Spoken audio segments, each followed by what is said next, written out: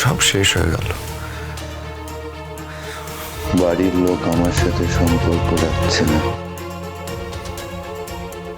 হ্যাঁ ঠিক, গুনগুনো বোধহয় আমায় আর বিশ্বাস করবে না। আর সব শেষ করে দিলে তুমি।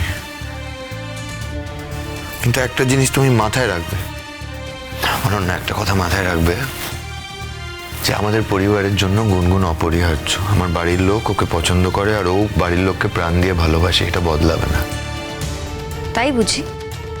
তো সেটাই যদি হয়ে থাকে তাহলে ও বাড়ি ছেড়ে দুদিন আগে চলে গেছিল কেন? ডিভোর্স দেওয়ার জন্য তো একেবারে ক্ষেপে উঠেছিল।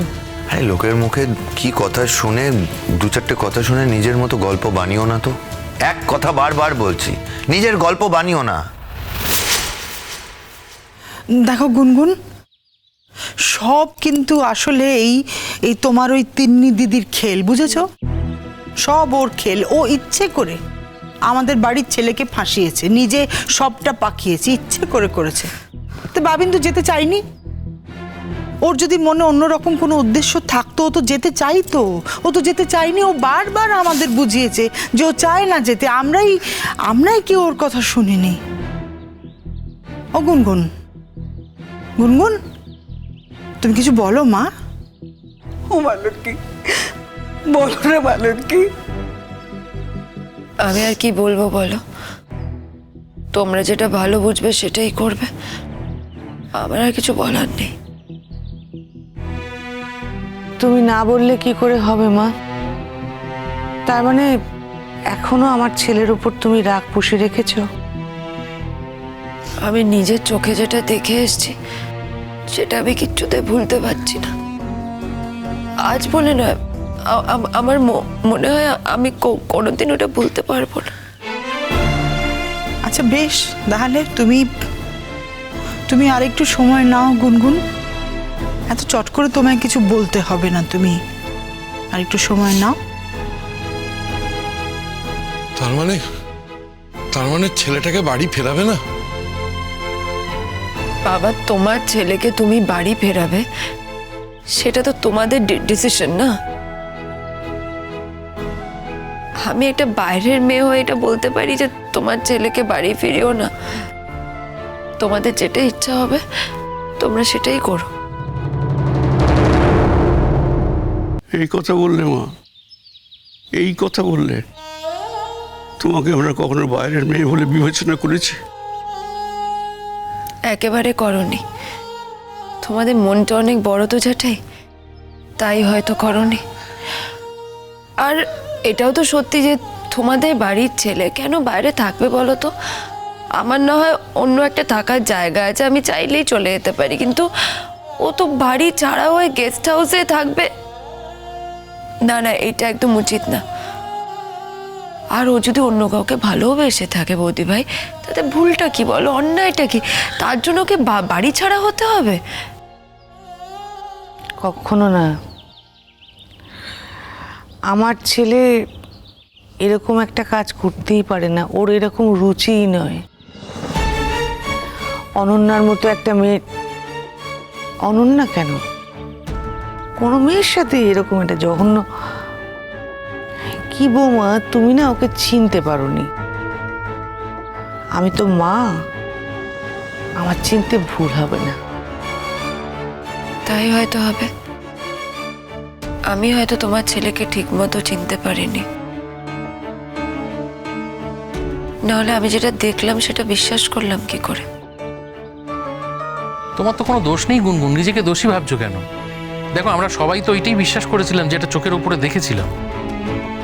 কিন্তু আমাদের একবার ভাবা উচিত ছিল যে যেটা আমরা দেখতে পাইনি, আমাদের যাওয়ার আগে যা ঘটেছিল বা পরে যা ঘটেছে, সেটা একবার আমাদের বিচার করা উচিত ছিল। শোনো না, বলছি যে আমাকে স্কুল যেতে হবে, আমি তোমাদের সিঁদুরটা পরিয়ে দিয়ে যাই। আমি বাড়ি যাব, গিয়ে তৈরি হব। আর বৌদি, আমি সিঁদুরটা আমি বিকেলবেলা আসবো। আমি শুনে যাবো ক্ষণ তোমরা কি সিদ্ধান্ত নিলে, তোমরা আলোচনা করো। যদি ওকে বাড়িতে না ফিরিয়ে আনো তাহলে আমি যাব, ও যেখানে আছে সেখানে ওর সঙ্গে দেখা করতে? আমিও যাবো রে পুটুদি। মনটা না কিছুতেই কিছুতেই শান্তি পাচ্ছি না, জানিস তো। মানে এতদিন ধরে বাবিনের সমস্তটা ভুলে গিয়ে আমরা শুধু সেই দিন সেই ক্ষণের যে ঘটনাটা দেখেছি সেইটাই বিশ্বাস করেছি, মানে তার প্রেক্ষিতে রিয়্যাক্ট করেছি। এটা তো ঠিক না, না? বিবেক সায় দিচ্ছে না। না না না, আমাকেও যেতে হবে। যাসি যদি একটু খাবার নিয়ে যাস। বাইরের খাবার খেতে পারে না তোর ছেলেটা।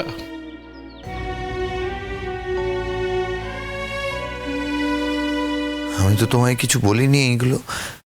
তুমি কার কাছে কি শুনেছো তার দায়িত্ব আমার হতে পারে না।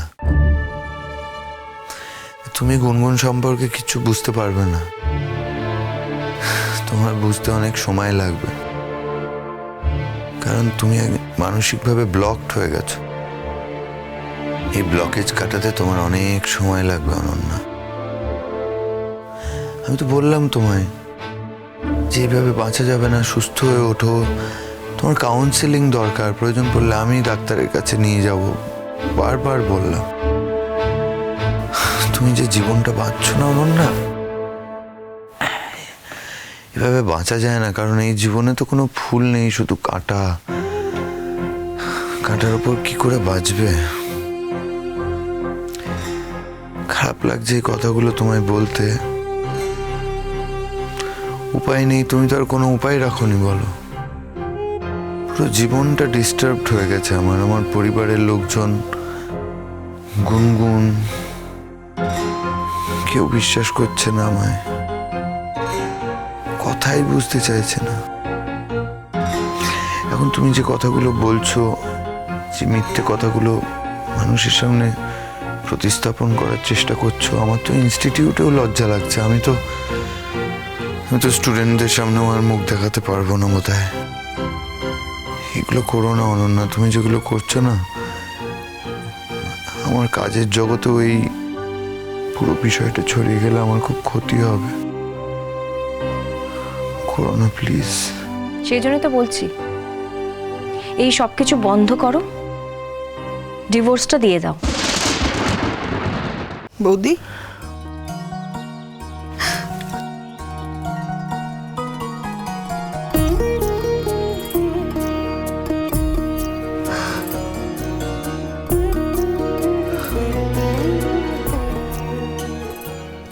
থাক থাক ঠাকুরজি, জন্মশ্রী থাক, ভালো থাকো।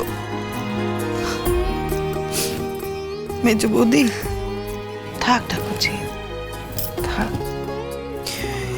আমি জানি, আমি জানি তুমি তোর মা, তোমার মনের ভেতর কি হচ্ছে আমি জানি। তাও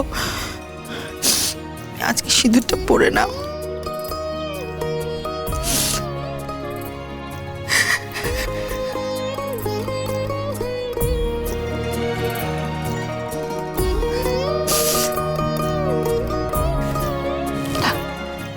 সুখে থাকো, ভালো থাকো। মিষ্টি,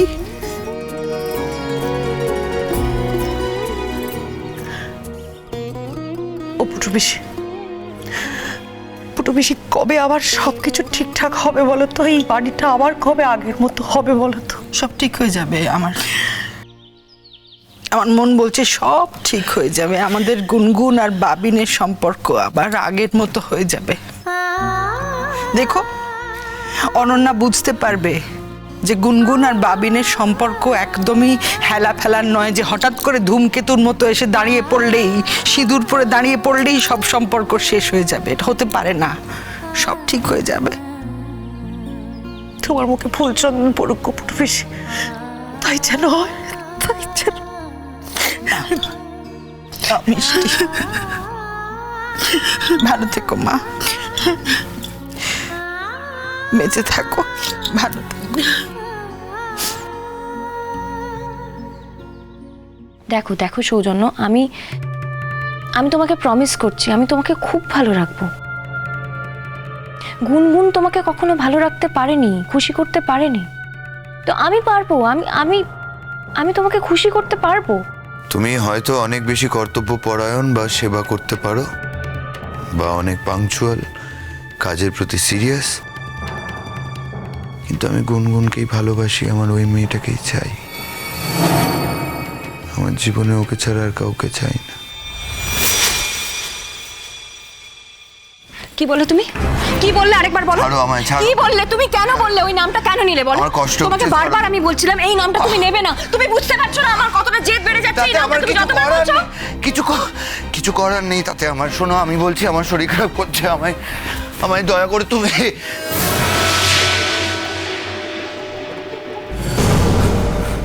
সৌজন্য,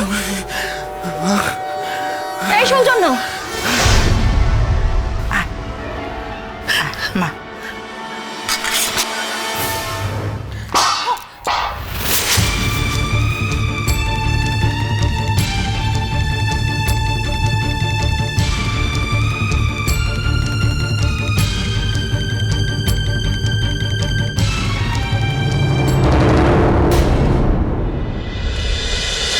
Ooh, ooh, ooh.